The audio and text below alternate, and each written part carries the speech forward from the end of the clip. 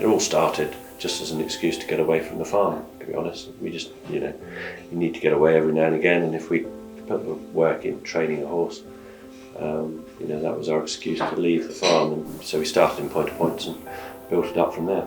But no, I think it's just the adventure, really. It's a journey. You go to all sorts of different places. I mean, I've loved going out to Ireland. We were lucky enough to be invited up to Royal Ascot last year, and you just go to places you'd never normally be able to go to. And the highs are definitely higher than you ever got doing most other things. Admittedly, the lows, plenty of those as well. He's been a great horse, hasn't he? And he's such a tenacious horse, and I think it does capture people's imagination or admiration. But yeah, from an early day, he was always a very nice foal, and he just progressed, and it took a little while to work out the key to him. Once we'd worked out that we could, bowl along at his pace rather than riding at the pace of every other horse, we found that he could put them under pressure by doing that, and that's what seems to win him his races. No, I would say he's pretty consistent, actually. I mean, you've seen him on the gallops today. He's got a slightly awkward way of going along, but he just is quite relentless when he gets into his stride. He just is quite relentless. He's got a very good cruising speed, and he can stick at it for quite a good time. So yeah, I wouldn't say he's changed too much. He's a creature of routine. He always goes out in the field. He always likes to go out first thing in the morning, so he comes home and eats his breakfast, otherwise he won't eat until after he's worked.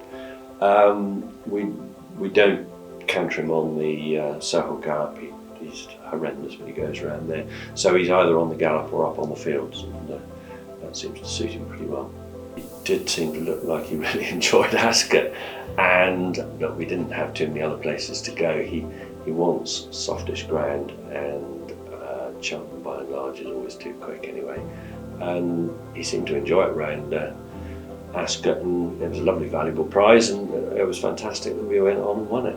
As they race up towards the line, Dashel Drasher racing on instinct now. Benny's King trying to get to him, but a brilliantly game win from Dashel Drasher, and what a round of jumping. I think there weren't many runners, and when you looked at their form, you could pick holes in their form. Surname looked really good at his peak, but I mean, he definitely sort of was struggling a little bit. So you could pick holes in the horses. So I didn't say we went there with lots of confidence, but I mean, we certainly weren't frightened off by it anyway. Master Tommy Tucker under maximum pressure on the near side has been switched to the inner. Dashel Drasher pulling out a bit more, maybe he was idling, and Dashel Drasher goes on to win the Ascot Chase. Well, actually on paper at the moment looks a much more competitive race. Fortunately the rain has come a little bit. I mean, the more rain the better, I'd say. Look, if the ground comes up, it's probably not going to change from what it is at the moment too much. I think it's sort of good to soft. He'd be fine on that, but it just does look very competitive.